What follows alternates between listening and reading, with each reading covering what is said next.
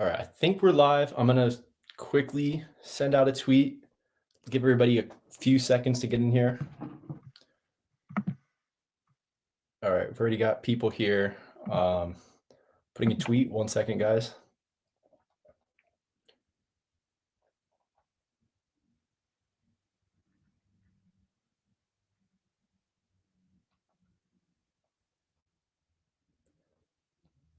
First, I'll introduce Pirate.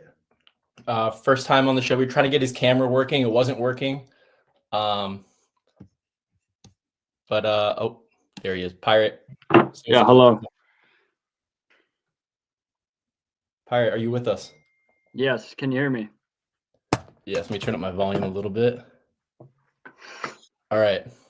First fight, I don't have tons of thoughts on this, so I'll let you take it away. I'm not far off. I don't think there's anything that really interests me here. Not even props, nothing money line side.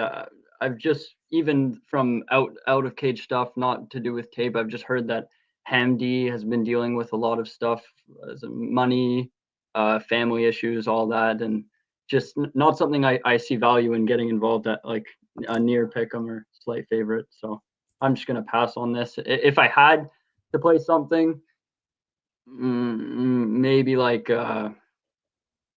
Hamdi decision, I guess. I don't know. It's probably shit. Yeah, there's just such low data on this fight. I mean, I'd have no clue where Hamdi's at. He popped for steroids on his last one out. He looked good. He came in, everybody steamed Don'Tale Mayes.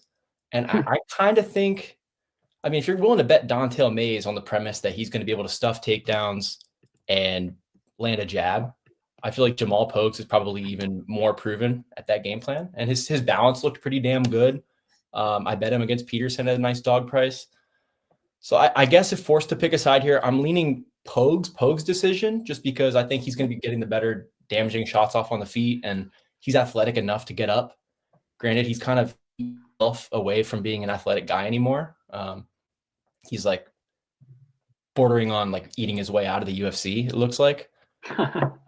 But yeah, so I'm kind of with you. There's just not a lot of data. One guy's 3-0. We haven't seen him fight in, I mean, how long has it been now? Last time he fought, it's been quite a bit. Was it? I can't see it right now. Click on his name. Let's see. Is it 2022? Yeah, 2022. Yeah, July of 2022. I mean, that's a long time. So, I mean, and he's a heavyweight too, so he could be way better or way worse. It's kind of tough to say. He's off juice too now, right? So yeah, he's off juice. Looked a little bit softer in the face-offs, but not like so different that I'd be willing to put a bunch of stock into, him falling off steroid-wise, because who knows when he got off his last cycle, or if he cycled again, who knows. But yeah, I'll move on. Nothing super strong there. I guess I kind of lean Pogues, but I'm not looking to bet the fight. Let's see if anybody has anything to say. What's up, bro? We are late. Sorry about that. No, it's my fault, man. That's my fault, man. You're supposed to have a face cam. This is supposed to Dude, I'm supposed to have a face cam, show my face to everyone. Like, I'm not doing this on purpose, guys. I can prove it. Next time. Infuego, what's up, bro? Cool guy. Wade, what's good? Most of these guys, cool guys. Yes, we need to do this more. Yeah, I'll do it weekly. I'll hop on weekly, as long as I can get my face on here. Yeah. I think it's for good reasons. But I don't know what everybody's opinions are on this one, so I guess I see most of the people I know on Hamdi, but most of them just like an earlier number on him when he was like slight. I think it was slight dog. So. Oh, that's nice. That guy's really sharp. Yeah. All right. Seems like nobody's super passionate about this one. I think it probably goes to decision, probably close. Maybe Hamdi. And Hamdi could just ragdoll the guy. Right? I mean, because once you do get him down, he looks like complete dog shit. So, yeah, I'm not willing to plant my flag here at all. All right. This one, though, this is one that's interesting. I think. Yeah, go ahead. I think, yeah, I'll go first. I think you and I have some pretty different opinions here, but Not really anymore. I mean, all right, we'll if see. I'm gonna give, We'll see here in a yeah, second. So I bet Lucas Alexander at plus 164. So the price is pretty much gone. It's pretty much now where I thought it should be, like around pick'em. If you had to lean aside, maybe slight favorite Lucas, just because I think he's going to be landing big, clean shots. I'd be really shocked if there's not stretches on the feet where he looks just a world faster than Bogdan. Like I actually think Bogdan is super slow, stuck in the mud, fade material in the UFC. Uh, so like, I really just don't like what I know you bet against him on Contender Series, and I actually yeah, thought your guy was the side there. I remember yeah. watching him live thinking that maybe your guy got it. But that guy was a punching bag too, though. I mean, Mm-hmm. he's there to be hit. He was durable and recovered well, but he was a punching bag. I think he's going to struggle to lay a hand on Lucas, honestly, the way I'm kind of seeing the fight go down. I think he's going to struggle to land strikes. I think Lucas is going to land big shots. He's got knockout upside. He's got dominant decision upside. The way I see Bogdan having a way in the fight would actually be grappling more so. Like he only really showed it the one fight against the Peruvian guy. What's his name? I'm forgetting, but veteran Peruvian guy, like 20. Was that a 5-rounder? I don't think so. But he finished him. So I thought he grappled in his last fight after Nolan lost. Yeah, let me see this guy's name. But that guy has some pretty good wins in the regional scene. Just seems to be like a tough all around Peruvian dude. And I watched that fight, and he kind of just rinsed him in the grappling. So I mean, that was fairly impressive. But yeah, it's nothing where like I actually think that from the get up game of Lucas Alexander has looked pretty decent.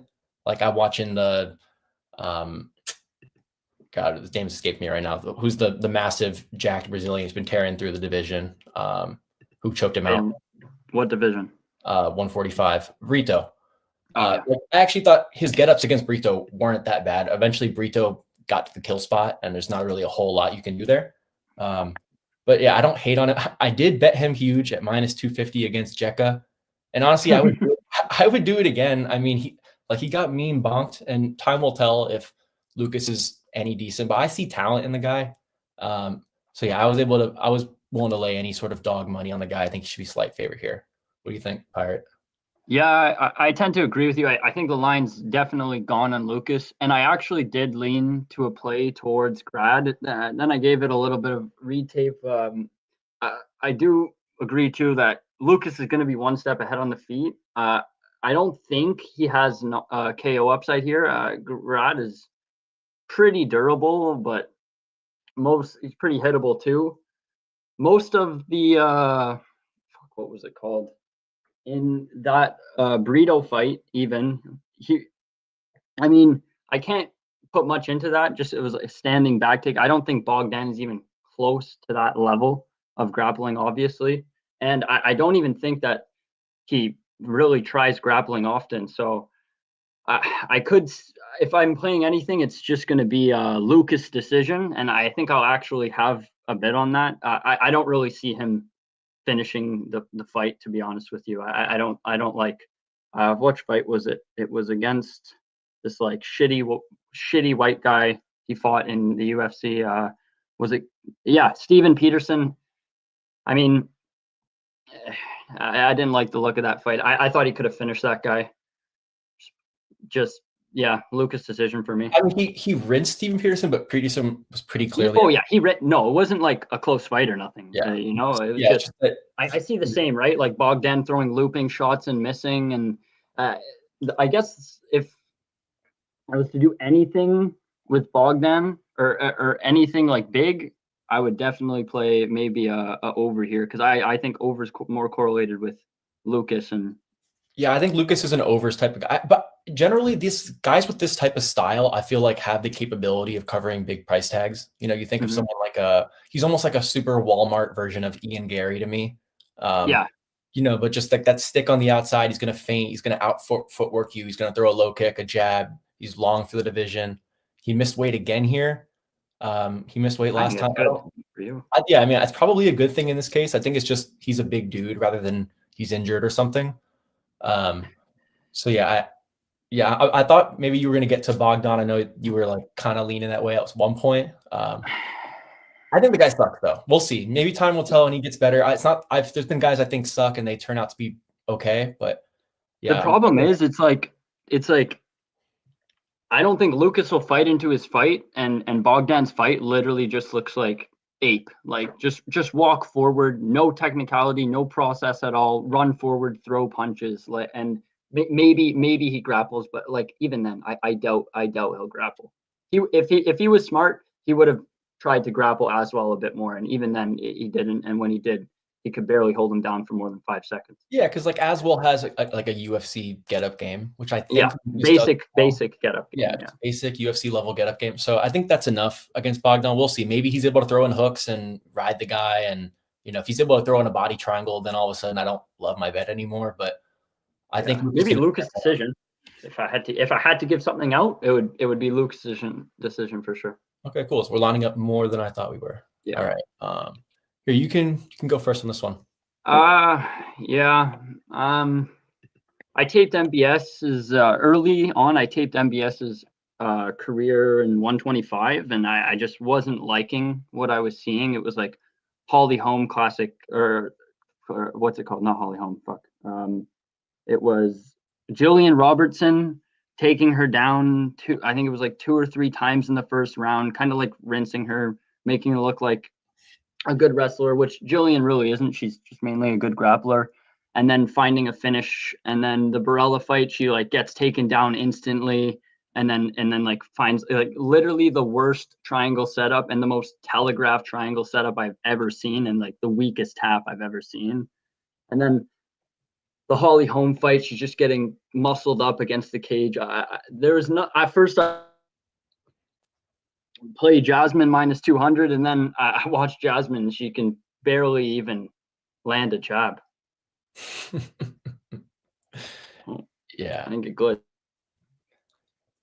So when I first looked at this fight, my instinct was maybe chalk on Jasmine is good. Just thinking like when we've seen Myra have to wrestle in a period of time, she's slowing down.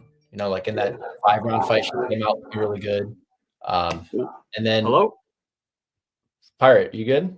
Yeah. I just lagged out. Oh, okay, technical difficulties again. You're good now. Yeah. Did you want to say anything else? No, I just if I'm playing anything, it's going to be MBS decision. I just think if she just stands up, if she doesn't try to shoot for takedowns, obviously she's very live here. Jasmine like barely wrestles offensively well, and literally has not improved her game at the age of 35. It's looked the same her whole career. So yeah, I think she kind of started in the sport late. Yeah.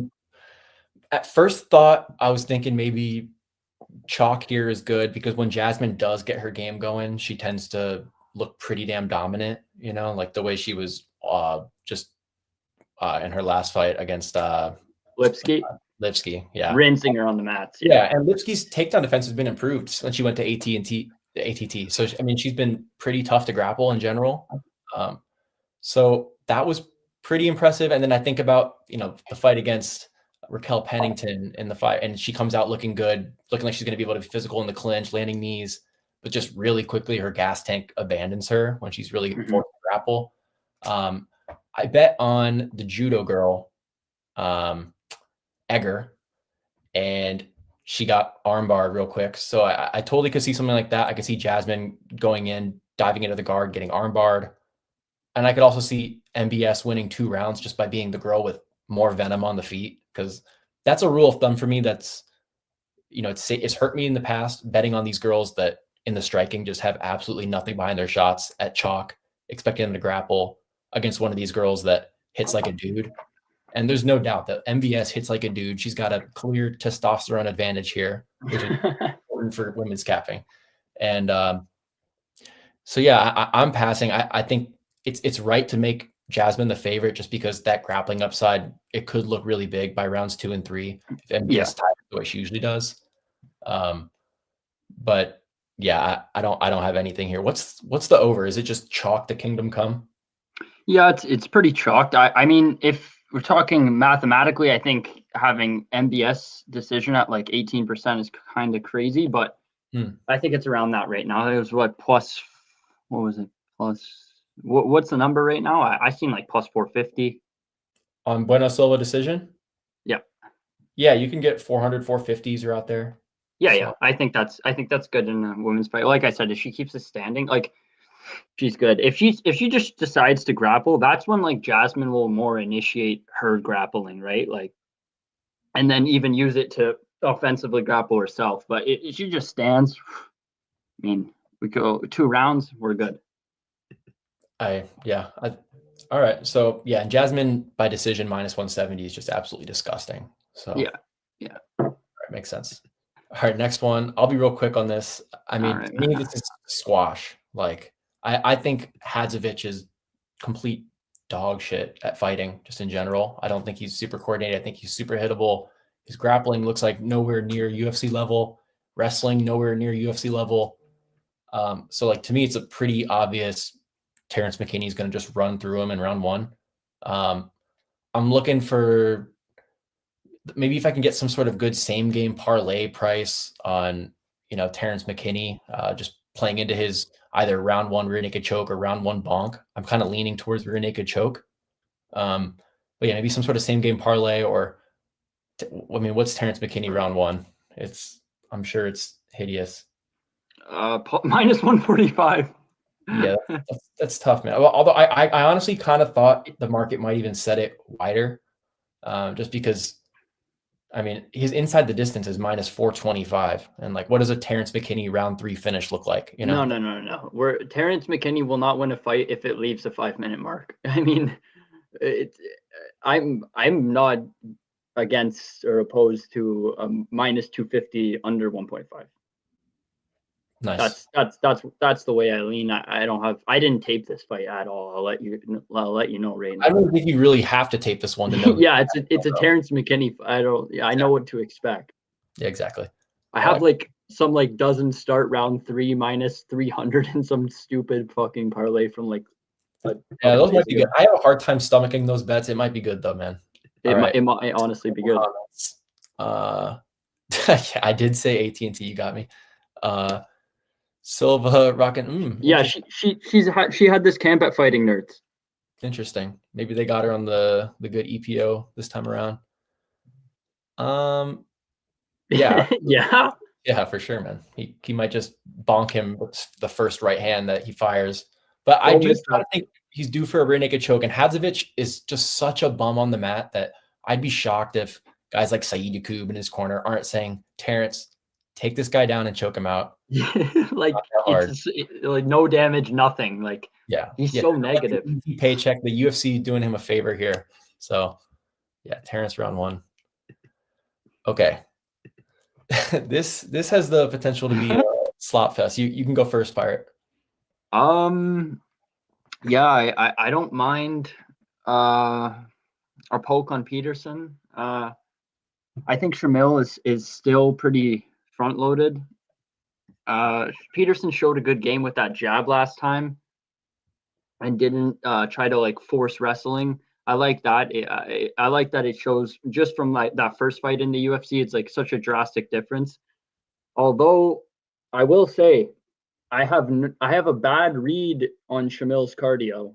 Like, I can't tell if it's like just if he's just pushing through it or what. Like, it just looks so good sometimes and it looks so bad. But I won't be surprised if like Peterson looks good and loses some like stupid decision or something. But yeah, I'm not against the Peterson play.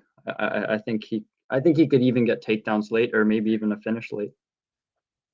Yeah, I mean, it's certainly hard to get behind like a super chalked price on Gaziev if the read isn't that he's just going to be able to easily land a takedown and maul you in round 1.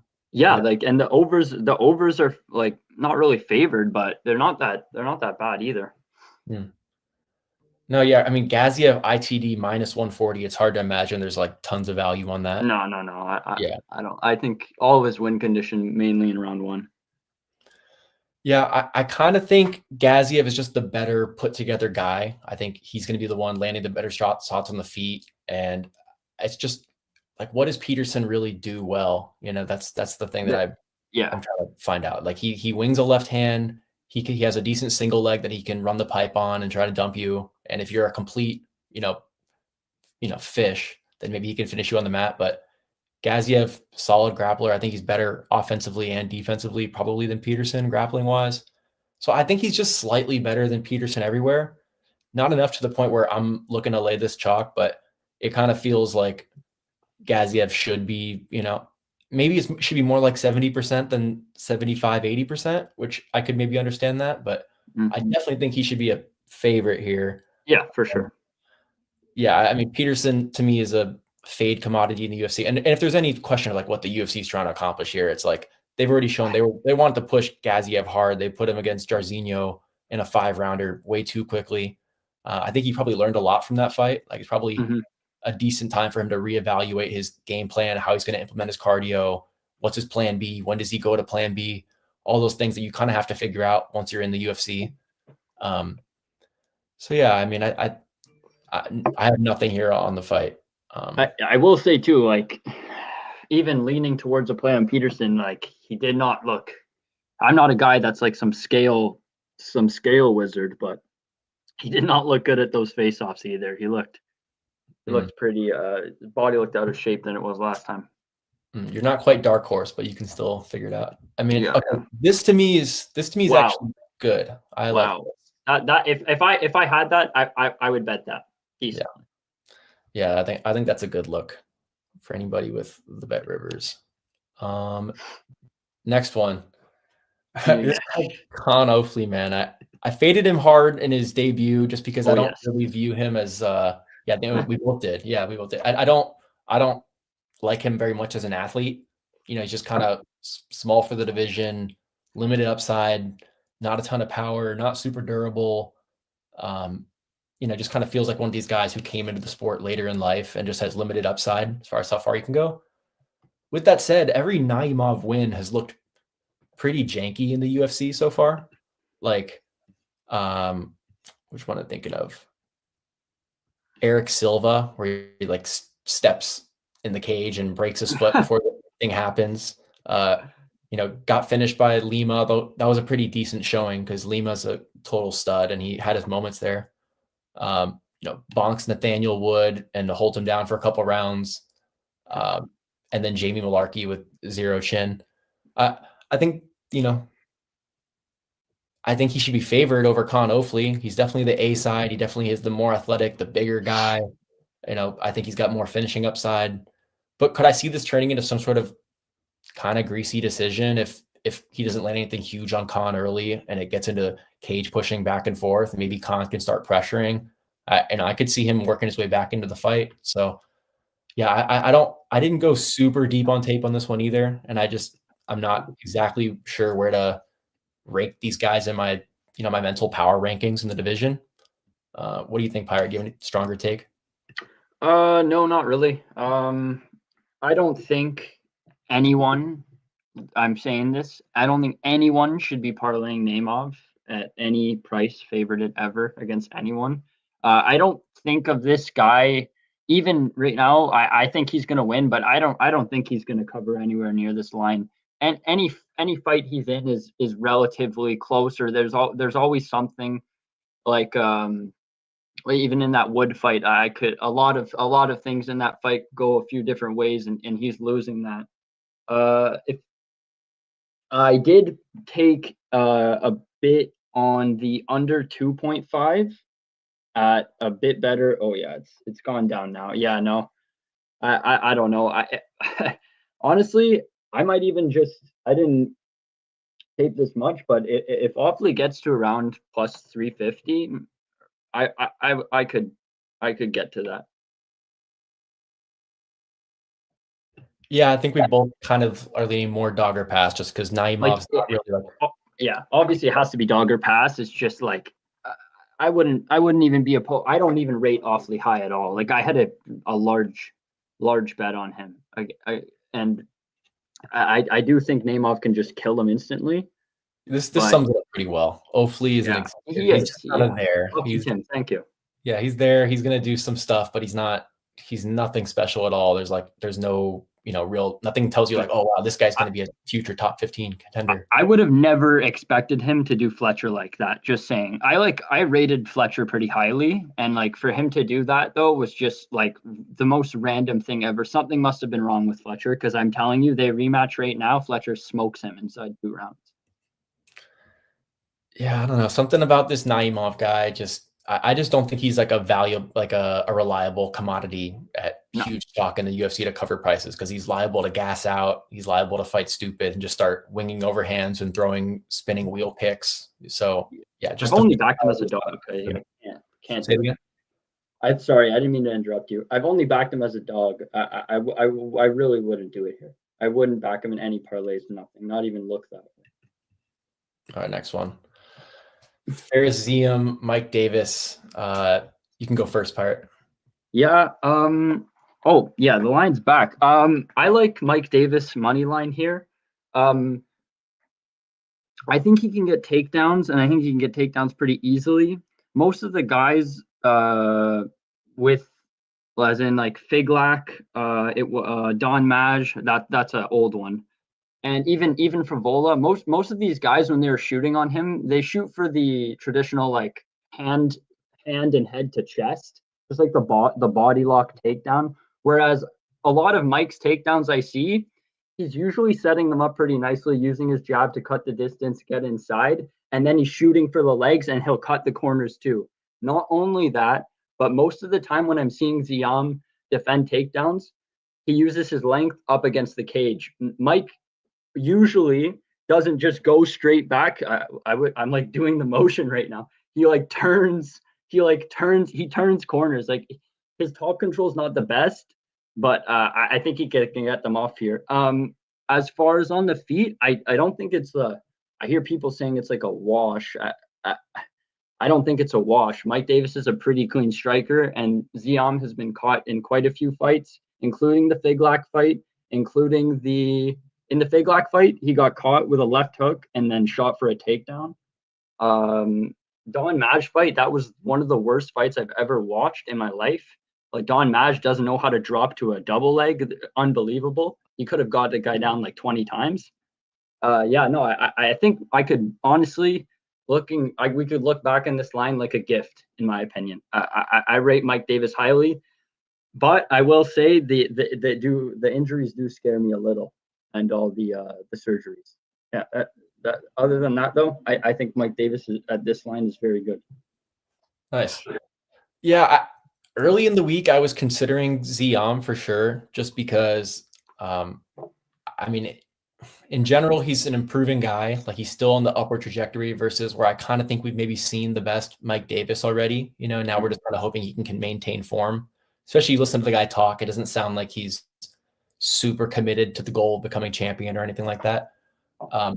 But yeah, so on the feet, I do slightly favor Ziam. Like you said, it's not a wash. Mike Davis is like a high level MMA striker for sure. With power.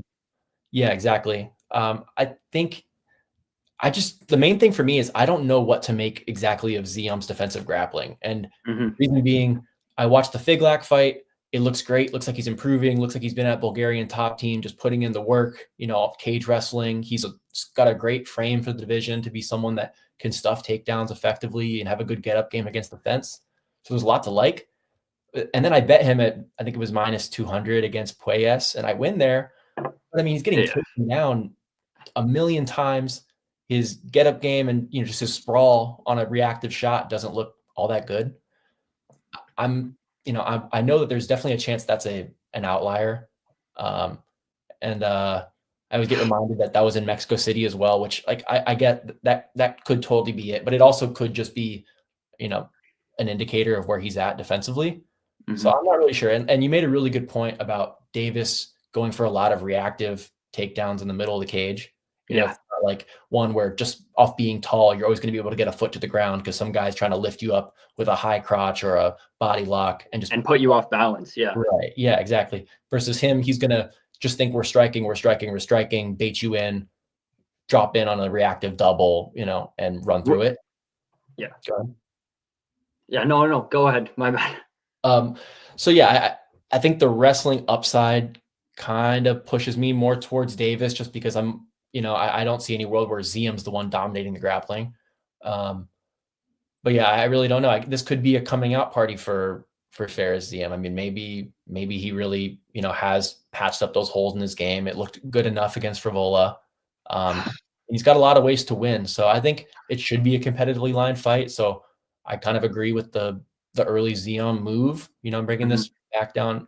But I don't know, maybe it's gone too far. So I'm not sure. And there's guys that I respect on both sides of this line. So it's going to be an interesting one for sure. High level fight. Great fight. All right. Another really good fight here. Said Nurmagomedov versus Vinicius Lokdog Oliveira. I'll be brief.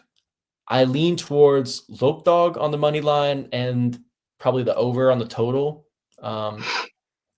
Just in that I don't love Said's defensive boxing, but he's real passive and negative on the feet. He's especially in a big cage. He's going to skirt on the outside, look for his body kicks, wait for you to make a mistake for then him to capitalize. Actually, real quick, I'm just going to say this is funny stuff. Yeah, Pueyas legendary single leg. Yeah, that's bad. And Zion line where maybe this was the source of the move right here. But yeah, so Said super negative on the feet, mostly kicks, spinning back fists and whatnot. I think the way I would see a finish is either like some sort of wrestling scramble where Said could wrap up a submission, or Lokdog with some sort of wild knockout, which he's going to go for. He's going to throw some crazy shit. So I'm not sure exactly where to price it. And also, there's been some fights, the regional scene, where Lokdog slows down and looks super sloppy, if the pace gets high. And then other times, like against Sopaj, it looks like he's, just a roided out beast who's going to push through exhaustion and still throw heat in round 3. So, yeah, not exactly sure where his cardio is. I also kind of think Said is on the back 9 of his career for sure. Like, I think we've definitely seen the best, fastest Said a few fights ago. And now it's just going to be trying to pick off that point where, he's no longer there athletically. Yeah, I'm not exactly sure where he is. I'm not exactly sure how the striking even looks here. I could see this being some sort of awkward split decision, even, where like maybe Said gets a back take at some point and versus Lokdog landed a few big strikes and the round ends up being a control versus damage thing, or maybe Said's winning most of the minutes and Lokdog just lands a few big flurries, so it could be awkward judging. So yeah, but I lean towards Lokdog and the over if forced to make a bet. What do you think, Pirate? Yeah, I tend to agree. I taped this a few days ago, and I was pissed that I missed the Lokdog line. I like everything I see from Lokdog. I guess cardio you could say is a question, but I don't know. It's hard to say. With Said, if he wrestled more, I could definitely get behind him. And I just think he was fighting at 125 before too, and I think that's also big here. Like Vinny looks like to me like a 145er, and he's pretty big. Oh my god, sorry. He's pretty strong, good striking, good optics. I think he can win moments here. If the thing is, I wanted to play the over just because I thought it would be competitive, and then I just watched a couple of Said's fights with him getting some chokes, and I'm like, if he just decides to like grapple and cinch up a choke, it's wraps. It's gonna tap her. Yeah, I don't know. It's hard for me to play anything here. I think all the value on Vinny money line is gone. I also worry. You have to factor in the Abu Dhabi judges now. Like to me it has. I can't lose another value loser in Abu Dhabi again. So Saudi Arabia, does that make any difference to you, or is it all Middle East? Same shit. It's all the same shit. Yeah. But like they're all close. What's it called? Yeah, no. It definitely factors in. People want to say whatever, it factors in. I'm just gonna be passing. That's fair point. But I lean Lokdog, but I'm gonna be passing. All right, heavyweight banger. Take it away, Pirate. I have a small poke on GTD. I think if Sergey and Jairzinho, I think if Sergey doesn't finish him in round 1, it's pretty live to go to decision. Everyone's playing Jar decision. I just don't want to get overzealous. I think Pav could win a decision. Just there's not much like things I can say to make I don't know how to explain this. The bet is not from tape. It's more from, I think Pav is going to try this new style. Someone said in a Russian interview that he basically wants to take fights slower and not do what he used to do. But if he wants to win here, he needs to barrage in and ape him in the first round like he usually does. That's how he's going to win. But if he's not going to do that, I have no problem holding plus 500 against Jairzinho, who I give a lot of decision upside to. He's good at negating fights and just jabbing, I guess.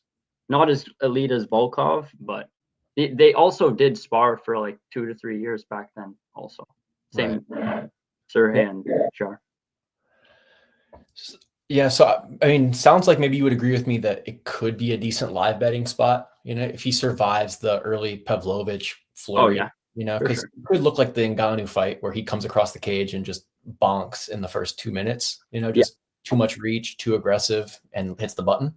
But if it doesn't do that, I mean, Jairzinho's got tons of kickboxing experience, and it could turn into some sort of, decision type of fight, where Jairzinho's throwing his leg kicks, trying to move, just like, threatening the left hook power to try and keep Pavlovich off of him. But at the end of the day, Pavlovich going to have big reach advantage. He's got pretty decent boxing and fast hands. So yeah, I mean, if it gets out of that initial flurry where either guy could die, more likely Jairzinho to die early. If it gets out of there, then who the heck knows anymore, honestly. And like, if there's a big number still sitting there on Jairzinho, even if he takes a big shot or two early in the fight, I might be willing to take a little shot there. Yeah, Pav for sure. Points.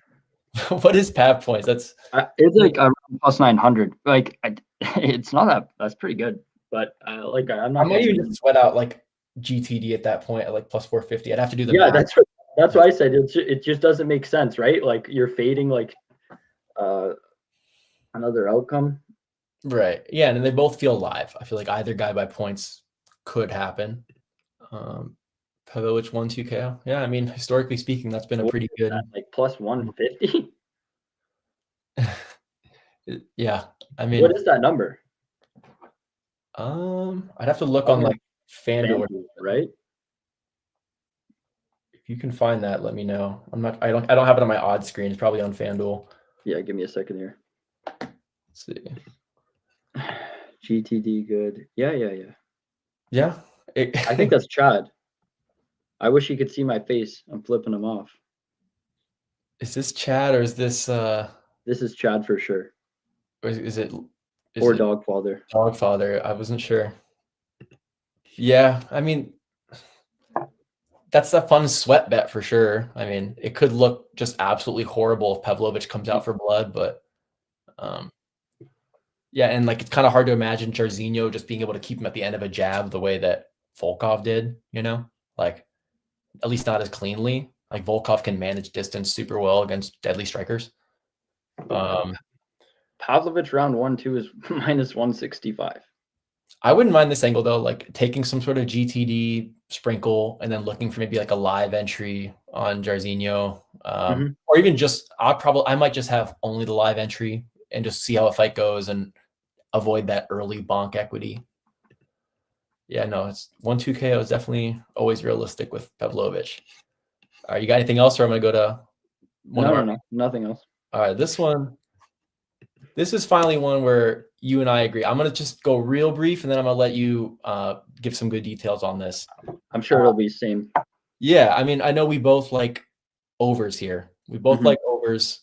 I'm seeing kind of a pitter-patter striking fight. Both guys want to play at kicking range. Obviously, we all know that there isn't really much grappling upside for either guy. Like in theory, it would be MVP sub if there's a finish on the ground. But I mean, that's only happened against jobbers, and I will believe in a Dagestani at the end of the day not to get subbed by MVP.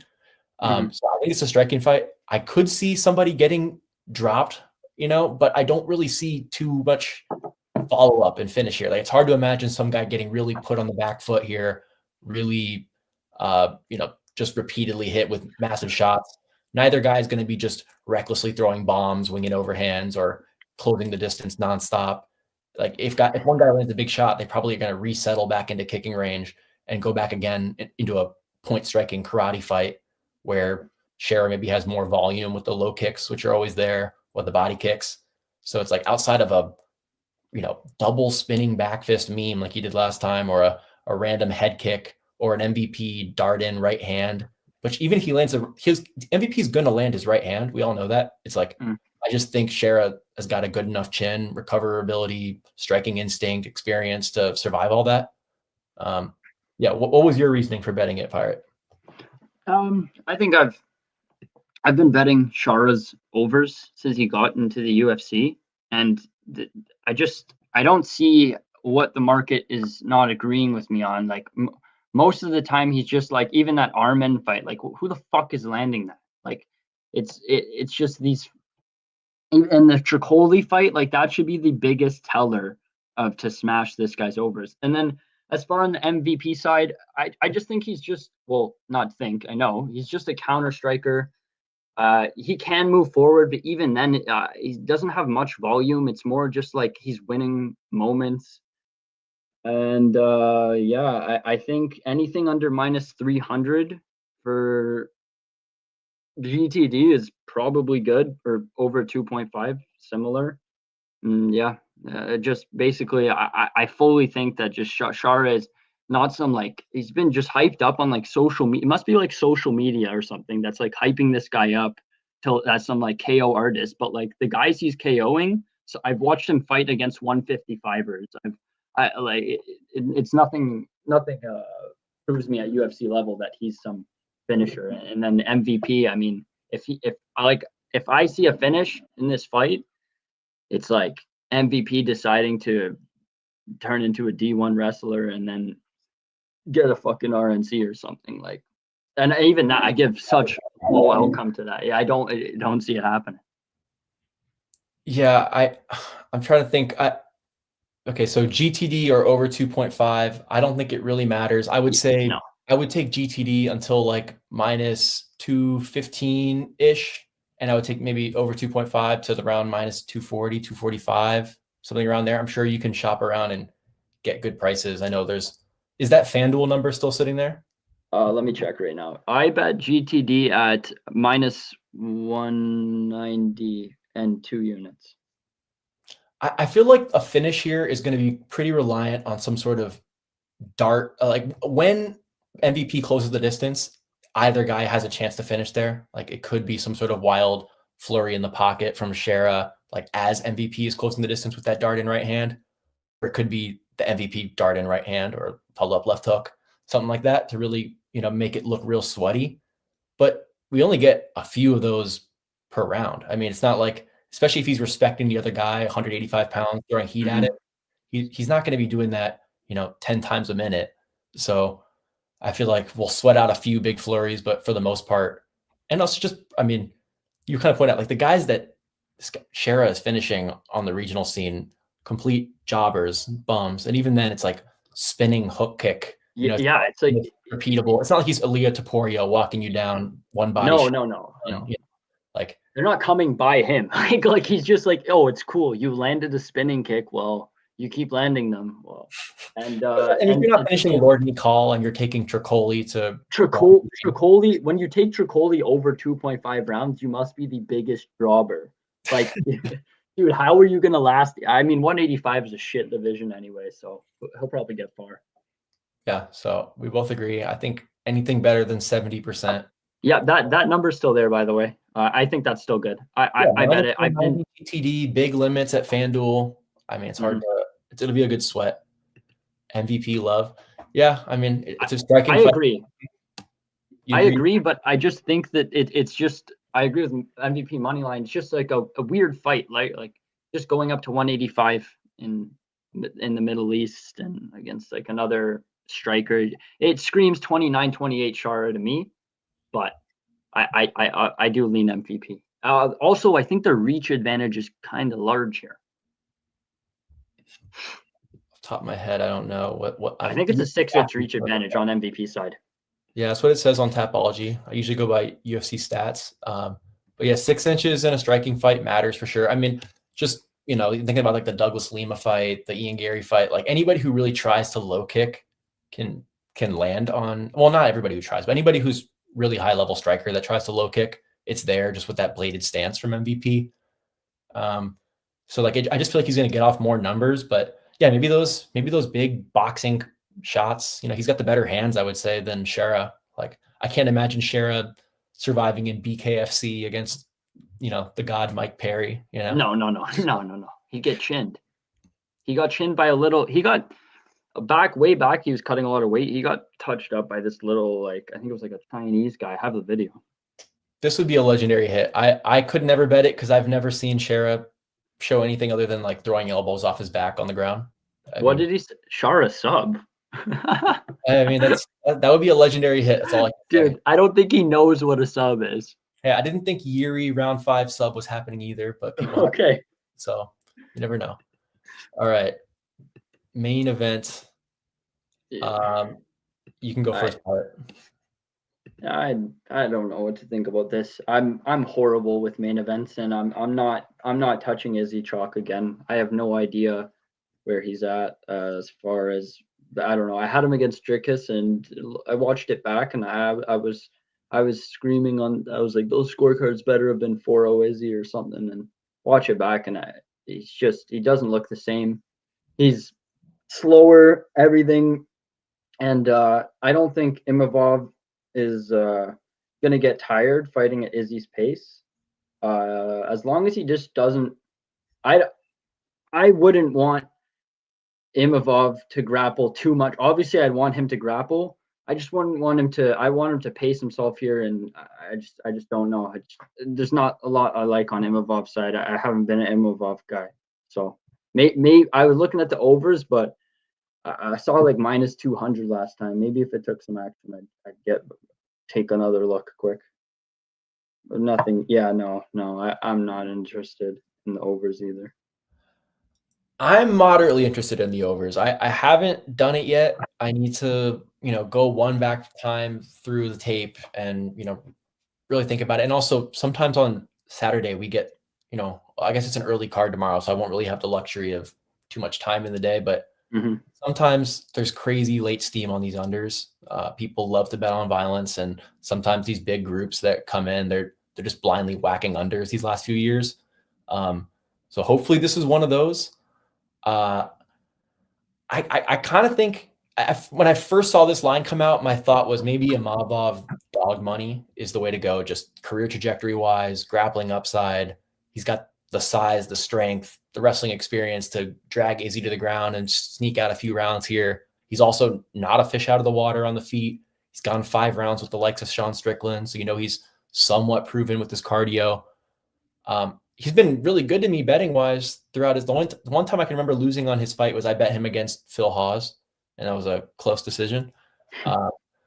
But no, I mean, he's been good to me betting wise. But then I go a little deeper into the tape and it's like, man, Adesanya hasn't visibly fallen off yet. He, and it's really easy to overrate a loss to the champion of the world. Like I remember when Robert Whittaker got ran through by Duplessis, I was thinking maybe this is the end here. Robert Whittaker looked washed. I was expecting him to show levels in that fight, and instead he started doing a chicken dance after a jab and got head and arm tossed as his JV wrestling. And yeah, it was just weird. But every Dricus fight is weird, and he can make you look washed even when you're not. And then I watched back the fight. He had a lot of success in that fight. I think he was kind of winning until Dricus landed a right hand that just rocked his world. Then he looked concussed to me. Yeah. Mauled, right? That optic I didn't like that. Yeah, no, it's tough, but again, Dricus is just a built different guy, and a lot of his fights make people look worse than they really are. So I kind of find myself leaning back towards Izzy on the money line. The longer that I've let this one marinate in my head, I'm definitely not going to bet it just because whenever my first instinct is one way, and then through the tape I kind of start leaning the other way, that's usually not enough to get me onto either side. I'll probably just pass. Mm-hmm. But if I was going to bet anything, it's an over here, just because I think the most logical way this fight would finish would be Imavov gassing out, Adesanya building steam, like a lighter version of the Paulo Costa fight, and landing the kill shots.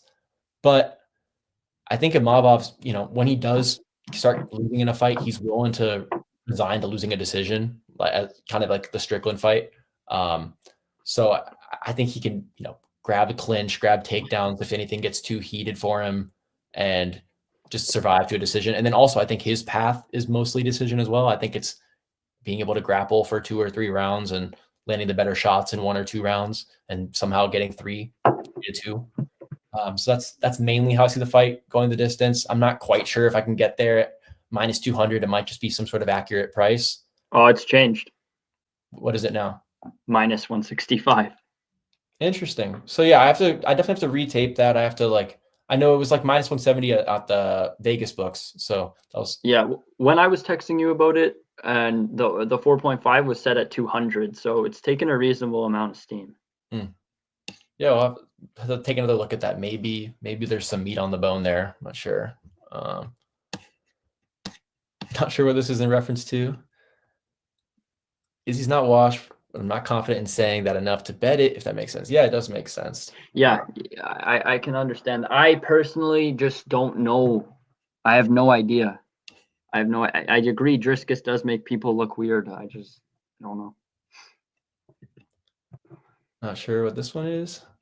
Pirate is maybe the youngest handicapper in the game right now. I don't know if any other 21-year-olds doing it like Pirate.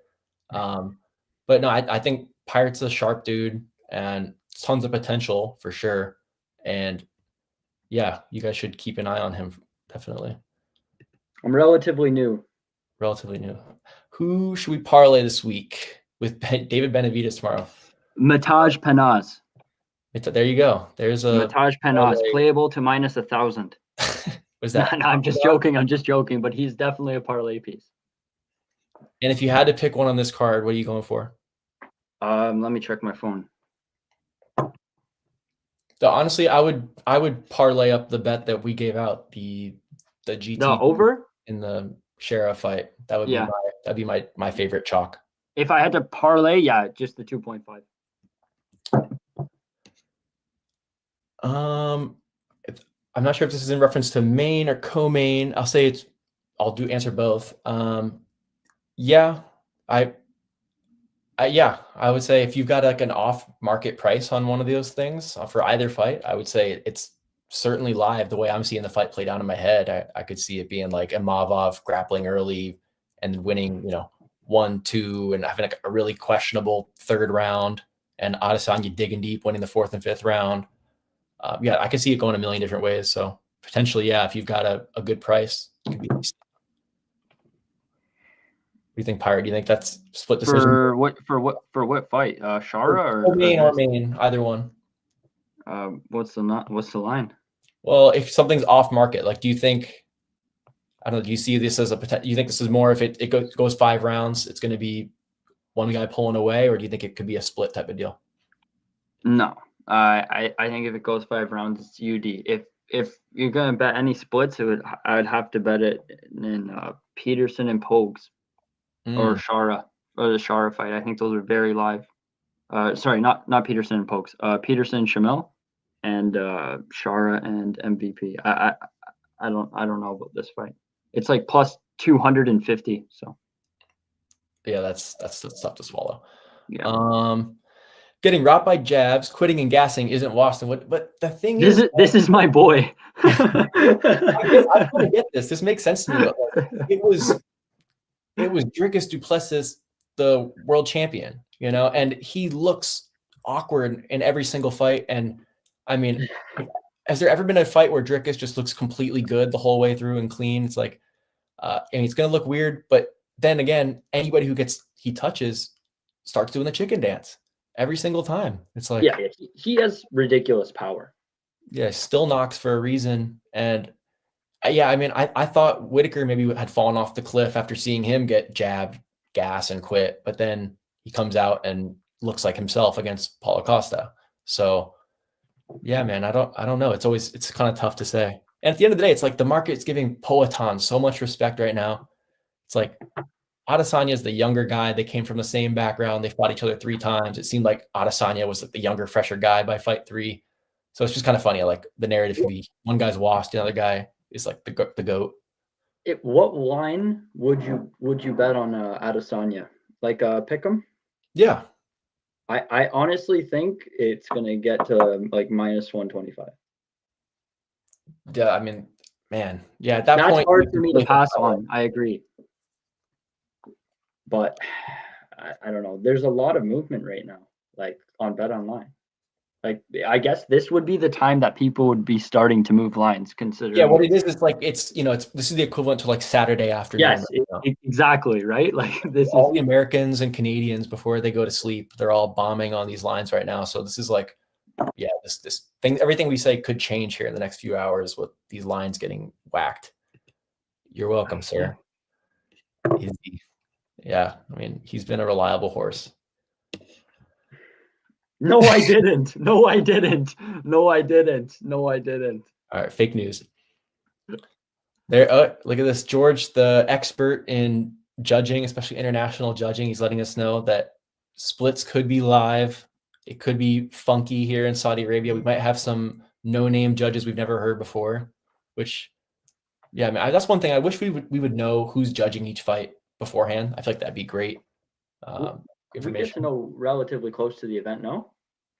I'm not sure. It's always different depending on which jurisdiction you're in and whatnot. Retirement vibes could be, man. I haven't actually watched too much Izzy media. Maybe that's something I should do tonight. I don't know about that. Watching his media, he seems pretty locked in. He's locked in to you? Oh yeah. Like he didn't go on didn't do a lot of stuff during camp that he used to do. Did someone say he didn't get a haircut in camp? That's how locked in he was. Hey, that's something. It's good to hear. You're gonna roll. You're pirate.